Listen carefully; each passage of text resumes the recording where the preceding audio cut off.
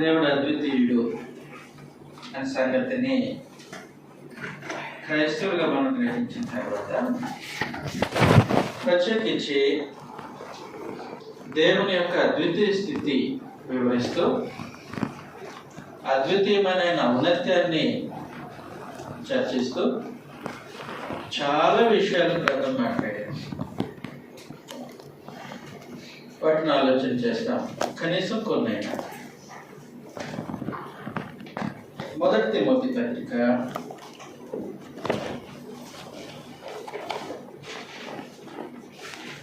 6వ అధ్యాయం 15వ వచనంలో నుండి శ్రీమంతుడును అద్వితీయుడునగు సర్వాధిపతి యుక్తకాలములందు ఆ ప్రత్యక్షత కనపడుచును. కాబట్టి శ్రీమంతుడును ఆయనను ఇంకా ఏమన్నారనంటే అద్వితీయుడకు సర్వాధిపతి అని. అద్వితీయుడకు సర్వాధిపతి, అద్వితీయుడైనటువంటి దేవుడు ప్రత్యేకించి ఆయన అద్వితీయుడైనటువంటి స్థితిని ప్రస్తావిస్తూ ఆయన అద్వితీయుడైన సర్వాధిపతి అని అన్నారు.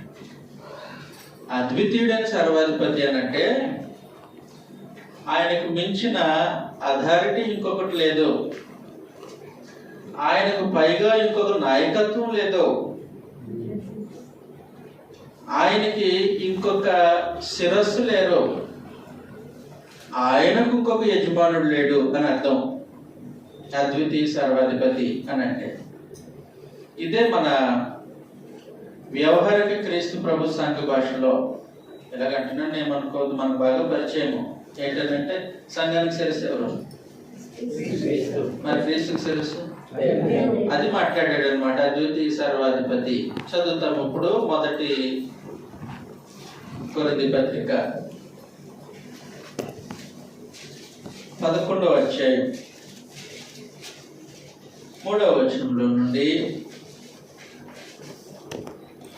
ప్రతి పురుషునికి శిరస్సు క్రీస్తనియు, స్త్రీకి శిరస్సు స్త్రీకి శిరస్సు పురుషుడనియు, క్రీస్తునకు శిరస్సు దేవుడనియు. సంఘానికి శిరస్సు ఎవరు? మరి క్రీస్తుకు శిరస్సు హయ్యర్ అథారిటీ, అద్వితీయ సర్వాధిపత్యం. కాబట్టి దేవుడు అద్వితీయ సర్వాధిపతి, ఆయనకు సమానమైన అధికారం కానీ ఆయనకి మించిన అధికారం కానీ ఆయనకి సాటి అయిన అధికారం కానీ ఇంకెవరికి లేదు. కాబట్టి దేవుడు ఆ స్థాయిలో ఉండి అద్వితీయ సర్వాధిపత్యం కలిగినటువంటి దేవత్వం కలిగినటువంటి దేవుడు ఆ స్థాయిలో ఆయన నిర్ణయాలు తీసుకుంటారు.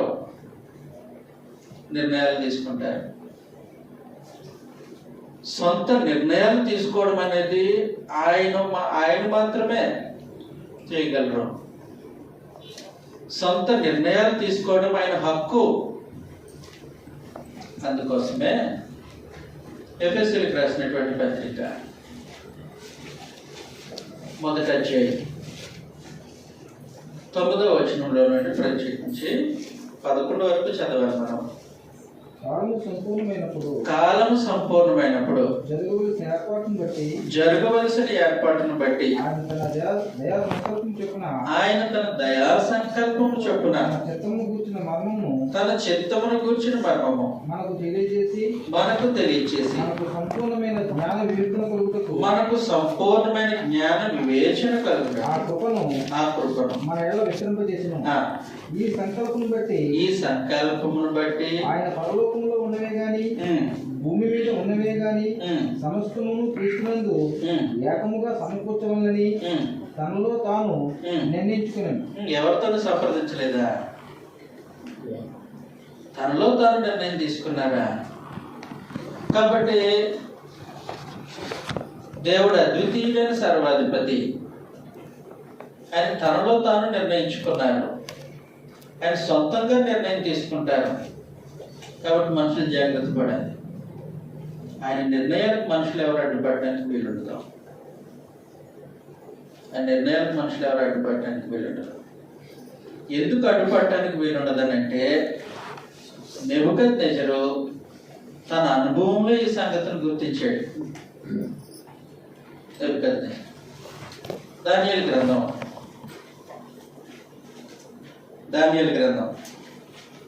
4వ అధ్యాయం 35వ వచనంలో భూనివాసులందరూ ఆయన దృష్టికి భూనివాసులు ఆయన దృష్టికి ఎందుకు రానివారు ఆయన పరలోక సేనల విషయంలో భూనివాసులు ఎడలను తన చిత్తము చొప్పున అది సంగతి. కాబట్టి నిర్ణయం ఆయనది. ఆయన తన చిత్తాన్ని జరిగించుకుంటారు. ఆయన నిర్ణయం తీసుకొని తన చిత్తాన్ని జరిగించుకున్న అంతస్తులో ఉంటే ఆయన నిర్ణయానికి ఆయన చిత్తానికి అడ్డుపడే వాళ్ళు ఎవరన్నా ఉన్నారా? లేదు. తర్వాత మాట చదివితే మీరు స్పీడ్ ఉండాలి. నేనే నీరసంగా ఉన్నట్టు నాకన్నా నేర్పడిపోయారు ఈరోజు. మీరు ఆయన చేయి పట్టుకుని నువ్వేం చేయొచ్చున్నావు అని ఆయనతో చెప్పుటకు ఎవడును సమర్థుడు కాదు. కాబట్టి భూనివాసుల ఏడలను పరలోకపు సేనల ఏడలను తన చిత్తాన్ని జరిగించుకుంటూ ఉంటే ఆయన చేయి పట్టుకొని నువ్వేం చేస్తున్నావు అని ఆయన చిత్తాన్ని ప్రశ్నించడానికి ఎవడు సరిపడు? పరలోకంలో సరిపోరు, భూమి మీద కూడా సరే. అలాంటి అద్వితీయుడైన సర్వాధిపతి నా చిత్తాన్ని నేను నెరవేర్చుకుంటాను, నా ఆలోచన సఫలం చేసుకుంటాను. దానికి అడ్డుపడడం మీ డ్యూటీ కాదు, దాన్ని ప్రశ్నించడం మీ డ్యూటీ కాదు. అది మనుషులు దేవుని విషయంలో కలిగి ఉండవలసినటువంటి ఈ సంగతి ఇశ్రాయేలు ప్రజలు గుర్తించలేదు. కాబట్టి ప్రత్యేకించి దేవుడు ఈ ప్రశ్న అడిగాడు. చదువుతామేమో ఈ సంగతి ఈ సమయంలో. యెషయా గ్రంథం 46వ అధ్యాయం.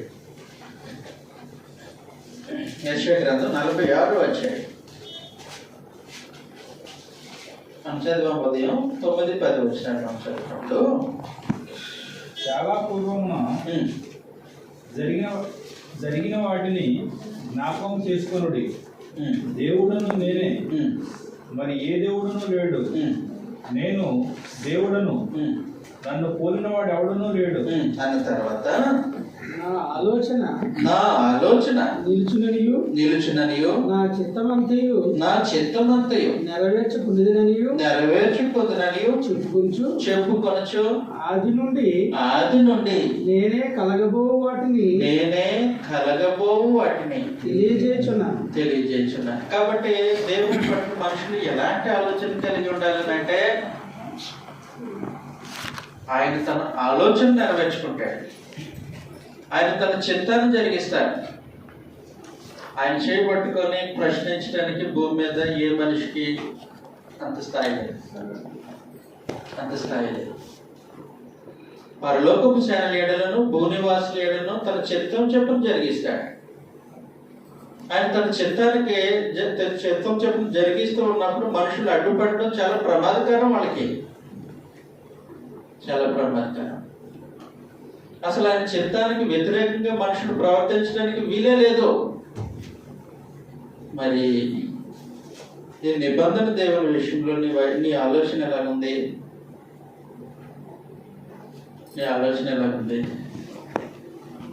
చెప్పండి. అయితే ఆయన చిత్తంలో మనం ఏమడాలా? మన ఆలోచనలు ఆయన నియమించుకోవాలా? యథార్థంగా చెప్పండి, మన బ్రతుకుల్లో ఏం జరుగుతుంది?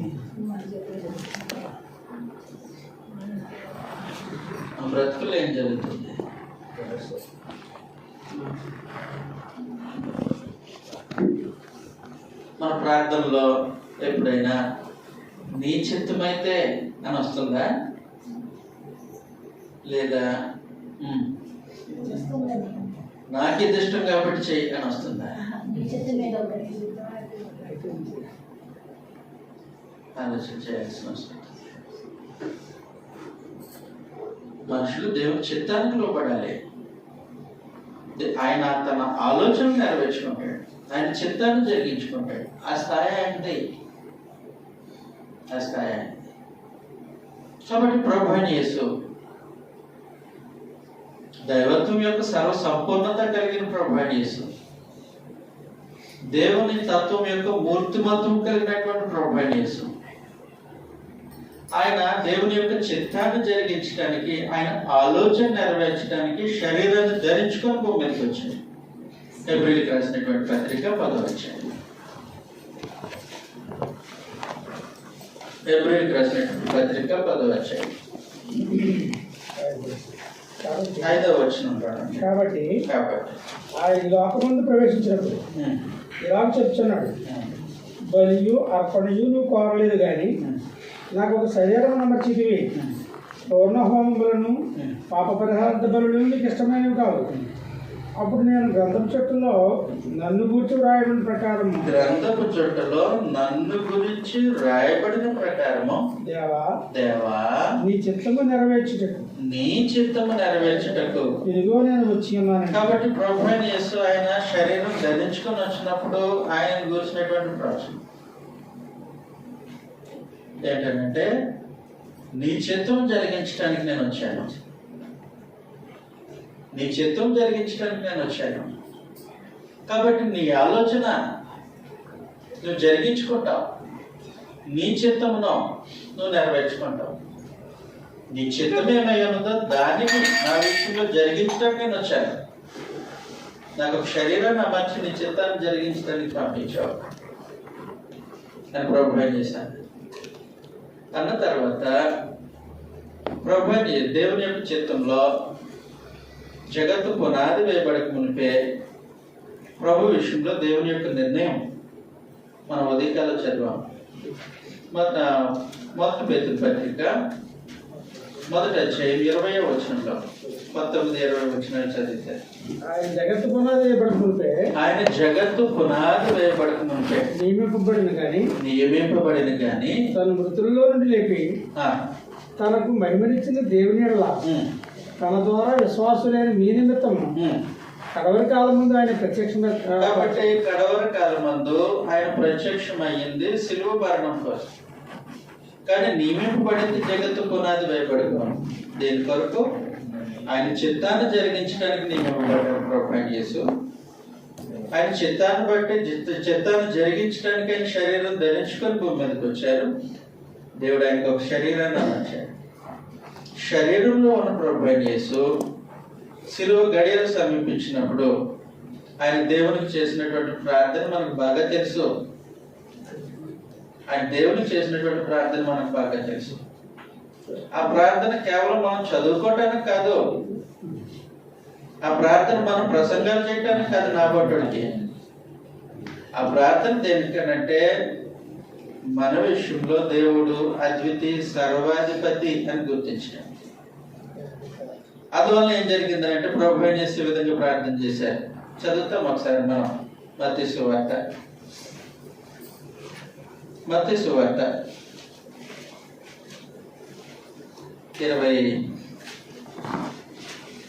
అధ్యాయం 38వ వచనంలో, అప్పుడు యేసు మరణమగునంతగా నా ప్రాణము బహు దుఃఖములో మునిగి ఉన్నది.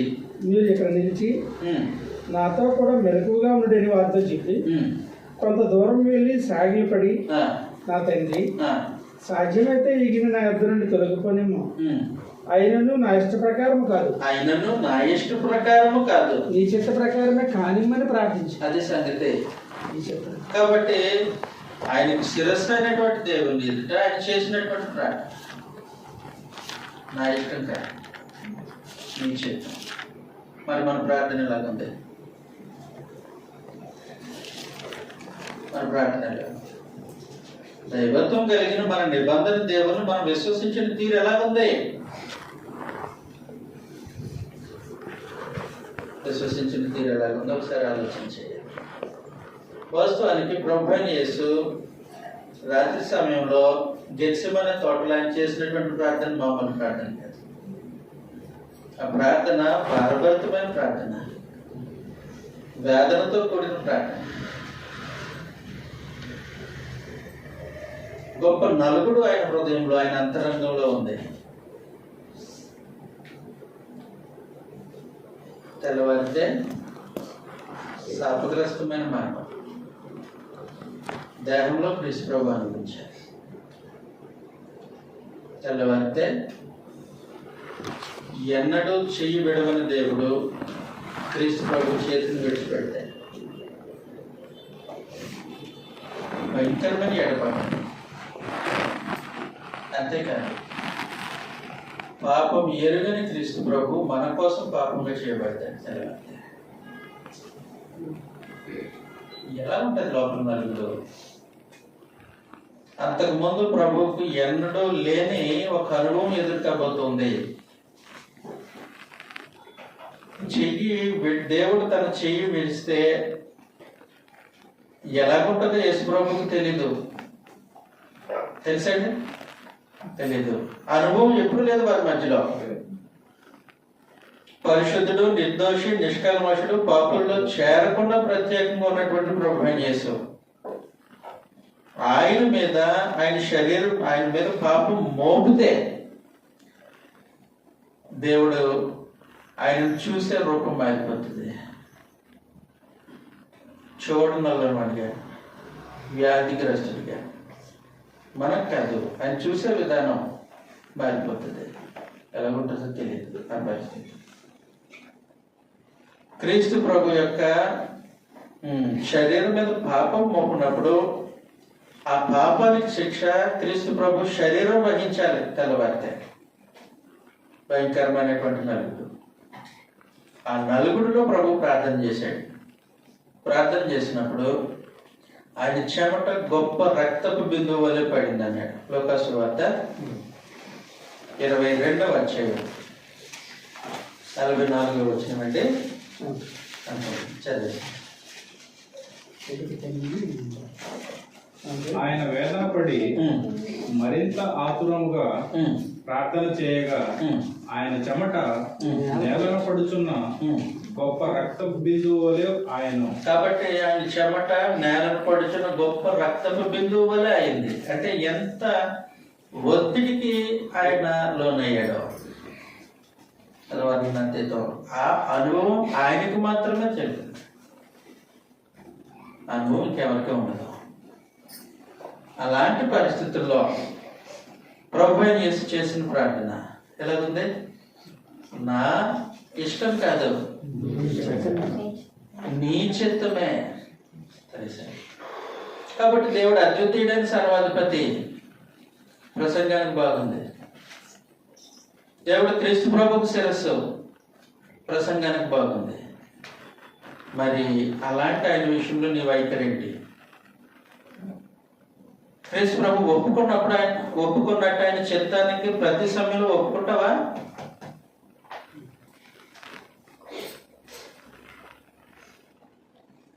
ప్రభు లోబడినట్టు అన్ని విషయాలు ఆయనకు లోబడతావా? ఆయన చిత్తానికి మన బ్రతుకు దూరం ఎంత? ఆలోచన చేయాలి. మరి ఆయన దైవత్వాన్ని అంగీకరిస్తున్నటువంటి మనుషులు ప్రత్యేకించి ఆలోచన చేయాలి. అలాంటి దైవంతో నిబంధన బాంధవ్యం కలిగినటువంటి మనుషులు ఆలోచన చేయాలి. ఆయన ఏమై ఉన్నారు? అద్వితీయుడైన సర్వాధిపతి. తన ఆలోచన, తన చిత్తాన్ని జరిగించుకునేవారు. ఎవరైనా సరే ఆయన చిత్తానికి లోబడాలి తప్ప మన కోసం ఆయన చిత్తాన్ని మార్చడం. మరి క్రీస్తు ప్రభు సంఘం ఆయన చిత్తానికి లోబడాలి. ఆయన ఆలోచనలో, ఆయన చిత్తానికి మనుషులు అతుకుబడాలి జీవితంలో. అలాంటి ఒక సంగతి ఉంది. అలాంటి ఒక సంగతి ఉందనంటే మనం దేవుని పట్ల ఎలాంటి ఆలోచన కలిగి ఉండాలనంటే, ఆయన ఒక నిర్ణయం తీసుకున్న తర్వాత మనుషులు ఆ నిర్ణయానికి కట్టుబడి ఉండాల్సిన అవసరం ఉంటుంది. ఆయన నిర్ణయం ఆయన శాసనం. ఆయన శాసనము ఒక్కొక్క మనిషి విషయంలో ఒక్కొక్కలాగా మార్చడానికి ఆయన ఇష్టపడ్డావు. ఇంకొక సంగతి, పరమదేవుడు ఒక చట్టం చేసిన తర్వాత ఆ చట్టము మార్చడానికి ఎవరి వల్ల వీలు పడదో ఆయన కూడా మార్చడు. మరి మార్చుకోవాల్సింది ఎవరండి? మనమే మార్చుకోవాలి. కాబట్టి మన నిబంధన దేవుని పట్ల మన వైఖరి ఎలాగుంది? ఆయన దైవత్వాన్ని అంగీకరించే మన పట్ల మనము ఆయన పట్ల ఎలాంటి వైఖరి కలిగి ఉన్నాం ఆలోచన. మనం చాలాసార్లు ఈ సంగతిని నేర్చుకున్నాం. అదేంటంటే దానియేలు విషయంలో బబులోను రాజు కాదు, దర్యా ఎవరండి ఆయన? పార్సిక్ మాది రాజు దర్యావేషం సింహభంలో పడేమన్నాడు. అనాలోచనగా చట్టం చేసేసాడు. అనాలోచనగా చట్టం చేసిన తర్వాత దానియేలు విషయంలో ఆ సంగతిని, ఆజ్ఞను, ఆ చట్టాన్ని మార్చడానికి వీల్లేకపోయింది.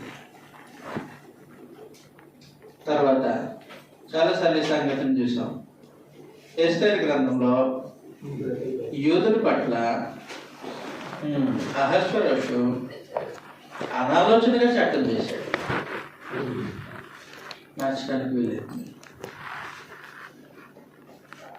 బాప్తిస్మ యోహాను విషయంలో హేరోదు కూడా అనాలోచనగా పలికాడు తలకొట్టేమని, మార్చడానికి వీలేదు. కానీ మన దేవుడు, మన నిబంధన దేవుడు, అద్వితీయుడైన సర్వాధిపతి, ఆయన అనాలోచనతో చట్టం చేయడం, ప్రత్యేకించి ఆయన గురించి ఎలాంటి సంగతులు ఉన్నాయనంటే ఆయన అద్వితీయ జ్ఞానవంతుడు.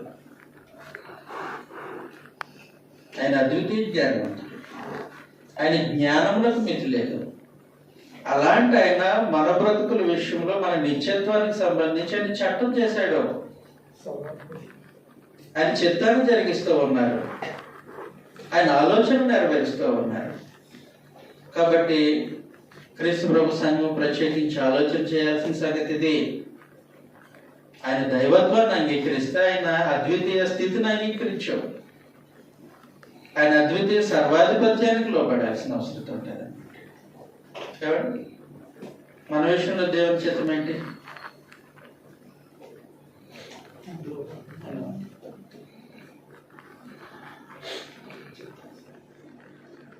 మన విషయంలో దేవుని చిత్తం ఏంటి? సంకల్పం. మన విషయంలో దేవుని చిత్తం.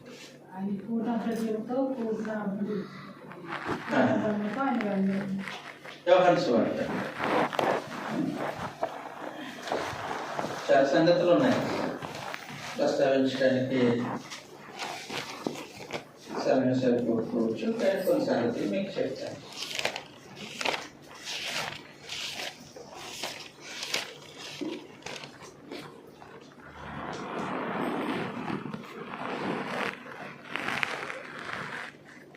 యోహాను సువార్త 6వ అధ్యాయం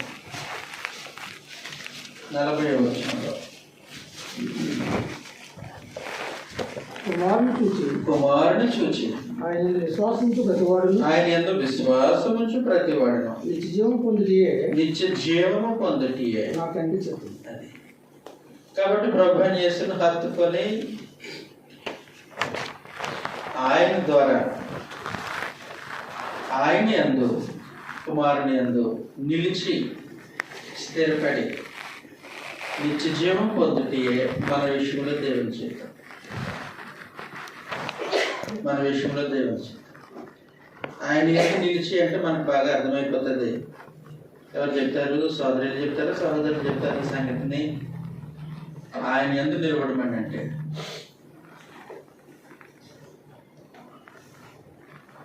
మన విషయంలో దేవుని చిత్తం. వేరే గురువు వారి గురించి కాదు మనం ఆలోచించేది. నా బ్రతుకు కోసం నేను ఆలోచించుకునే సమయం, నా నిత్య జీవం కొరకు నేను ఆలోచించుకునే సమయం. ఆయన యందు నిలిచి అని అన్నాడు. యోహాను సువార్త 15వ అధ్యాయం.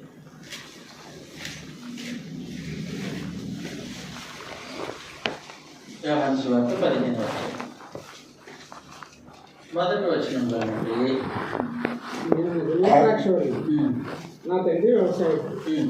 నాలో ఫలింపని ప్రతి తీగను ఆయన తీసి పారవేయదు. ఫలించు ప్రతి తీగ మరి ఎక్కువగా ఫలింపవాలని దానిలోకి పనికిరాని తీగను తీసివేయదు. నేను మీతో చెప్పిన మాటను బట్టి మీరు ఇప్పుడు పవిత్రులే ఉన్నారు. నా యందు నిలిచుండి. అది సంగతి. ఫలించేటట్లుగా ఆయన యందు నిలిచి ఉండడం అది దేవుని చిత్తం. ఫలించేటట్టుగా క్రీస్తు యందు నిలిచి ఉండడం, ఆయనకు అతుకుబడి ఉండడం అది దేవుని చిత్తం. అప్పుడు నిత్య జీవం. అప్పుడు నిత్య జీవం. ఒక సంగతి ఏంటంటే, ఏ చెట్టు అయినా సరే, ఇప్పుడు మామిడి చెట్టు ఉందనుకోండి, ఫలాలు ఇవ్వట్లేదు, కనీసం మిరపకాయలు పెట్టుకోవచ్చు. జామ చెట్టు ఉందనుకోండి, కాయట్లేదు, పెద్దలు దాని పొగలతో పళ్ళతో పుట్టారు, ఉపయోగపడుతుంది. లేదంటే దాన్ని పొయ్యిలో పెడతారు, ఇంకొకలా చేస్తారు. ద్రాక్ష దిగి ఫలించకపోతే దిగుబడుతుంది. ద్రాక్ష దిగి ఫలించకపోతే వ్యవసాయదారులు ఏం చేస్తారనంటే, ఫలింపని ప్రతి తీగను నరికేసి కనీసం ఇంటికి కూడా పట్టుకెళ్ళి ఉపయోగం లేదు. అది అది వంట చెరుకులా కూడా పనిచేయదు. కాలుస్తే పొగ వస్తుంది, ఉదేవాడికి అనారోగ్యం, వండేవాడికి అనారోగ్యం. కాబట్టి తీసుకెళ్ళి బయట పడేస్తారు. బయట పడేస్తే ఓన్లీ బయట ఉందని ఊరుకోరు, దాని మీద ద్వేషంతో మనుషులు కాల్చేస్తారు. అది అలా ఉంటే దాని కింద గడ్డి మొలుస్తుంది, ఏ పురుగో పాము చేరుతుంది. ఎంత కష్టం. అక్కడ ఉంటే ఫలిస్తే ఉపయోగం, అక్కడ నిల్చుంటే ఫలిస్తే ఉపయోగం. నిలవకుండా జరిగిందా అది తప్ప ఇంకోటి ఉండదు దానికి. కాబట్టి మన విషయంలో దేవుని చిత్తం, మన విషయంలో దేవుని చిత్తం. ఆయన యందు నిల్చుండి, ఆయన యందు నిల్చుండి మరి ఆయన ఆలోచన, ఆయన చిత్తం ఆయన నెరవేర్చుకుంటారు. మనం ఏం చేయాలి? ఆయన చిత్తానికి లోబడి మనల్ని మనమే సరెండర్ చేసుకోవడం, అలవాటు చేసుకోవాలన్నమాట. అది క్రీస్తు ప్రభు సంఘం. దేవుని యొక్క దైవ తత్వాన్ని గ్రహించిన మనుషుల యొక్క వైఖరి ఆ విధంగా ఉంటుంది. ఆయన నిబంధన ప్రజలు ఆయన పట్ల కనపరచవలసినటువంటి వైఖరి, ఆయన ఎదురు ప్రదర్శించవలసినటువంటి తీరాలంటే దశలోనికి రాసినటువంటి మొదటి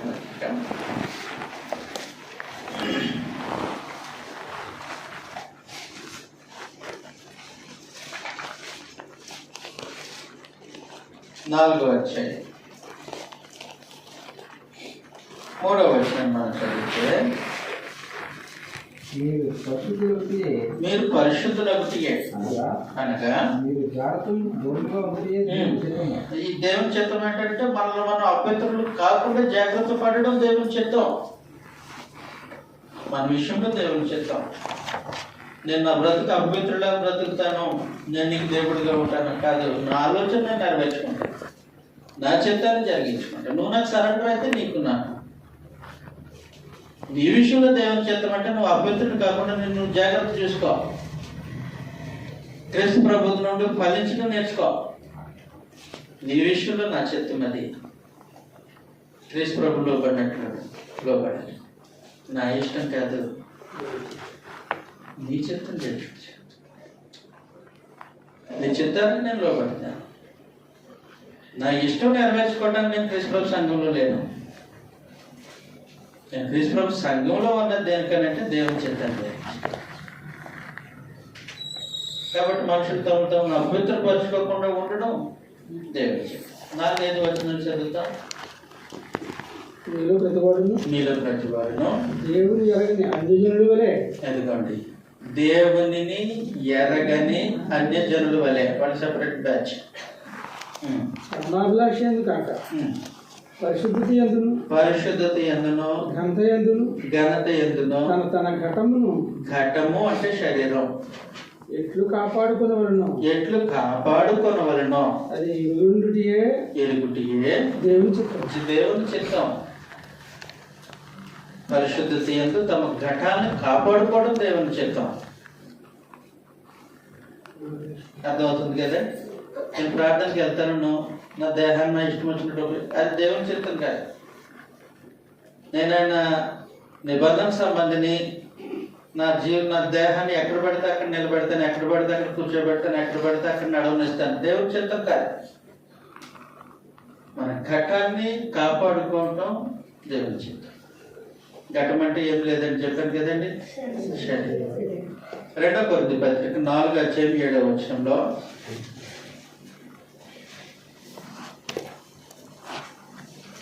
కొరింథీయులకు రాసినటువంటి 2వ పత్రిక 4:7 ఘటం అంటే అక్కడ ఉంది.